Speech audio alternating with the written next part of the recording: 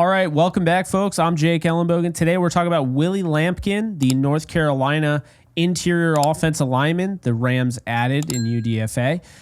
We'll get into it. Before we do, be sure to like, subscribe, and comment, and be sure to check me out on all social media, including Instagram, TikTok, Twitter, and Kick.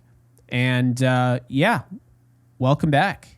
I know I haven't really been making a lot of videos as of late.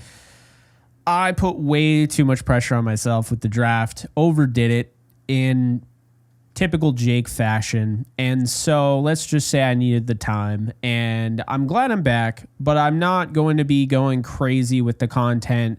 I'm going to try and have a consistent, release schedule, but as time goes on, we'll ramp it up. But when there's not a lot going on, I'm not going to break my back and burn the candle at both ends to put out some subpar content. So I want, from this point forward, obviously you're still going to get a lot of content, but I want it to be the best possible stuff that I can do. I'm not going to just have run-of-the-mill, just get this out just to get it out. So that's, the thing. I'm glad to be back. I know I posted some stuff from Bleacher Report, but this is the first video I've done in quite some time on this channel, like actual video recorded and uploaded to this video, not just, Bleacher Report. So anyway, Willie Lampkin is something that gets me really excited. Watching his tape, and I'll admit I didn't get a chance to watch his tape before the draft, but after, I came away like, he might actually have the best technique of any interior offensive lineman in this draft. And that gets me really hyped because that means he focuses on the little things, okay? This is the guy that started out his career at Coastal Carolina. You'll find that there are quite a few of those guys. Coastal Carolina, and then they go off to another school and they end up being really good. Coastal Carolina had a really good program at one point where they just had all sorts of NFL caliber players. He was named the number one UDFA per Emory Hunt, who I have a ton of respect for. Nobody digs into the smaller school, under the radar prospects like Emory Hunt. Like, in my opinion, nobody does it more than him. Maybe there's somebody out there, but point being, I really trust what Emory Hunt is saying when he says this is the number one UDFA out there, and the Rams got him. 5-year starter, 61 career starts, 4,000 plus offensive snaps across 3 positions, left guard, center, and right guard. He has not the ideal arm length, though. And we're going to get into the measurables. And I'm just going to tell you, I'm Mr. Size is not a skill. Learned that from Emory Hunt. But I'll tell you right now, size is not a skill. However, this is an extreme outlier here. Willie Lampkin is 5'10 and 279, okay? 279 pounds playing interior offensive line. You wouldn't know it because, like, when you watch this guy, you're like, okay, this dude's really good. But he is. So just reminder, ideal arm length for an NFL interior offensive lineman is 32 to 33 inches. You can get away with 33, 32. You can get away with 33 as a tackle. That's still considered short. But interior offensive lineman, typically it's 32, 33. He's got a 31 and a half arm length. Okay, so not necessarily ideal, but not really as bad as people say. It's under the threshold, sure. But it's not like it's 29 or something crazy like that. However, he is a 30 percentile athlete at the position, according to Relative Athletic Score. He's got a 0.01 percentile height for the position. He's got a 7.9 percentile weight, a 10.7 percentile bench, a 9.5 percentile vertical, a 67.4 percentile broad jump, a 68.5 percentile 40 time, a 84.7 percentile 10-yard split, and a 55.2 percentile shuttle. Now, you heard that 84 percentile 10-yard split, and that right there is what's really fascinating because, he might not be really fast in a straight line. He doesn't have to be. But the 10-yard split shows explosiveness, and he's got a great short area explosiveness. You see that right away. The strengths that I see with this player Simply put, he's got active footwork, great footwork, by the way, really lines up with what he's doing. His grip strength is fantastic. This guy does not let you go, and it's not holding, right? But like when he has a hold of you, you are not going anywhere. He's got elite leverage and technique, and his frame, while it is a curse, it's also a key strength. And I want to make that very clear because it provides him the natural leverage to win. It's why he was a 47-0 high school wrestler, okay? This guy's wrestling background is on full display. Again, what is a big thing with wrestling? Low man always wins. Well, here you go. He's always going to be the low man. He has the best technique of any interior offensive lineman I watched on tape. He's an ideal fit, in my opinion, when you look at, the zone blocking scheme that the Rams are expected to move back more to. I think that's going to be really good for him. He plays through the whistle. He's got some nasty to his game, which we all love to watch, as long as it's not going up against our team. But if he's on your team and he's staying within the confines of, getting a penalty or not, you like a little nasty after the play, or at least carrying through the whistle, right? He has the versatility to play all three interior offensive line positions.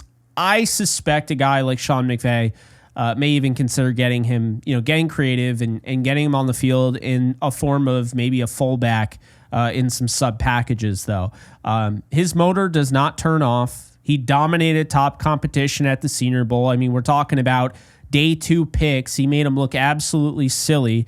It reminded me, and understand, I'm not saying he is the Aaron Donald equivalent, but understand this.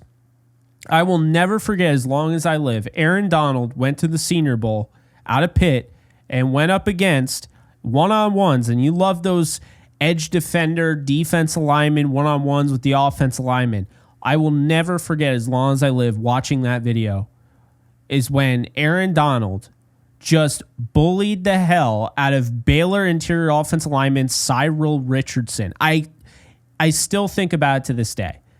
And I watched that, and then I watched the way that Willie Lampkin just shoved TJ Sanders to the ground, a guy who was picked in the second round by the Buffalo Bills, a guy who was very highly rated, and he just pushed him down like he was nothing. He was pushing around all sorts of guys that were drafted ahead of him, or better yet, drafted, because Lampkin was not drafted. So dominated the top competition. He's a tone setter. His teammates and coaches rave about him and love him. He works as a pass protector and a run blocker. He isn't one-dimensional, which you love to see, but there are weaknesses to his game. There just are. His size, and albeit I did say size is not a skill, and it isn't everything, but again, he's an extreme outlier in this department. So it doesn't mean he can't play the positions. It does mean that it makes his job way harder than everyone else. And unfortunately, life just is not fair where he wasn't gifted 6'4" and 300-pound frame. That's not what ended up happening.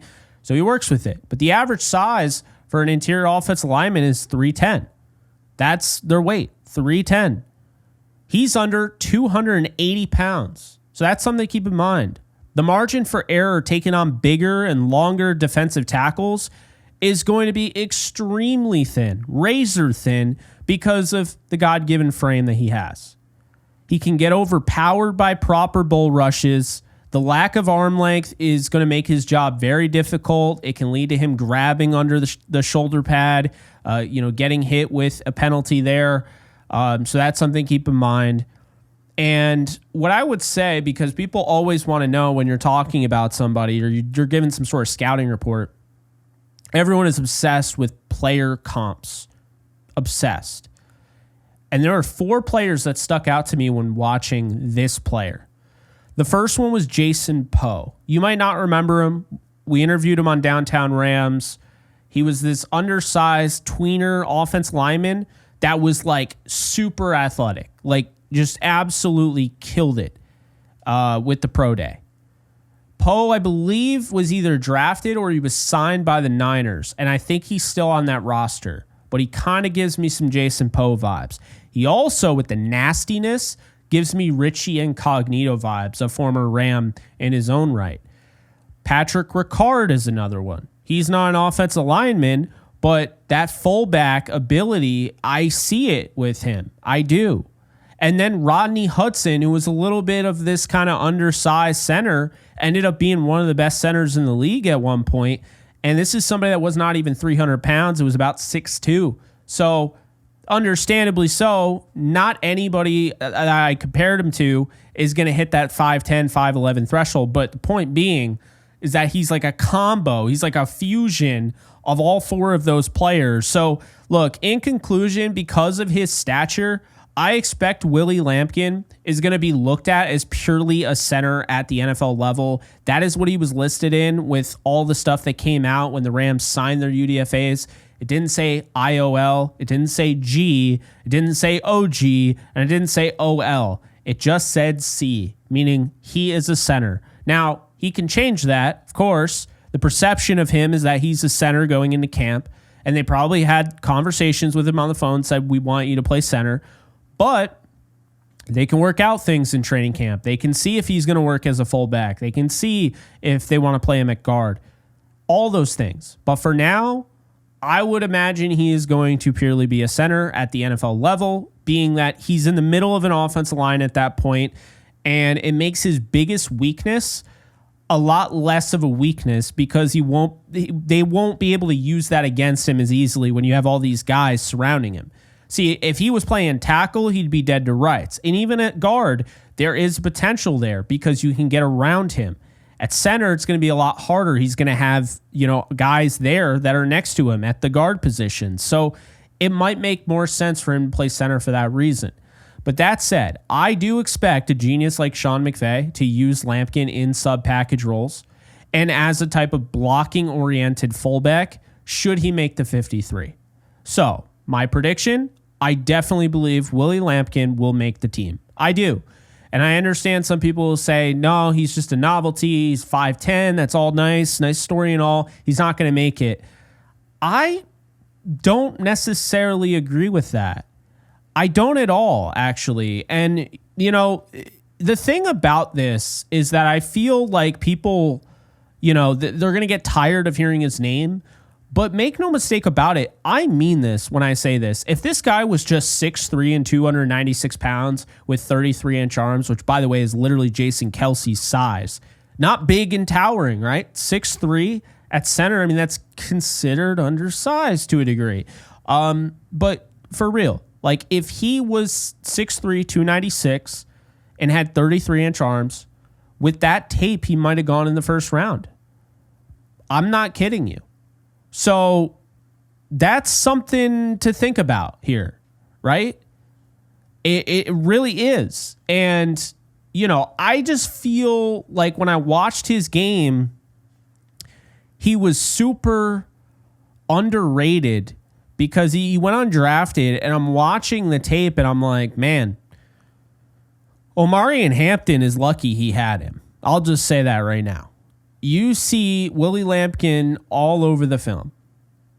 And more importantly, you see him go up against some big targets. And it translates. And then you see him do it at the Senior Bowl. And you're like, well, if he's doing that against guys that are going to be playing in the NFL, potentially starting in the NFL, then why can't he do it against NFL starting? Right? I'm not saying he needs to start right away, but why can't he make the 53? It does remind me of a player that's currently on the Miami Dolphins, hung around with the Titans, was a UDFA in 2020, Aaron Brewer. Brewer was a shorter, statured center as well. So I would also put him in that combination there. 6'1", 295. He was a lot. 295. He used to be like 279, 281 maybe. He was very light. So I do think this can work. I'm not saying he's the center of the future, but I do think that he can make this team, and then we'll see where we go from there.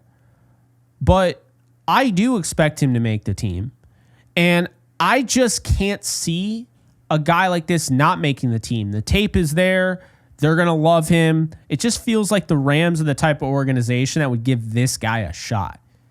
They're the type of the organization that they continue to trot out Troy Reeder and Christian Roseboom. I mean, they gave these players a shot. There's some organizations that treat UDFAs like, oh yeah, we have to fulfill that. We have to add UDFAs, but we don't plan on keeping them. The Rams are not one of those. Even last year where it felt like, okay, they just added 24 players via the draft. It's going to be really hard to make this roster.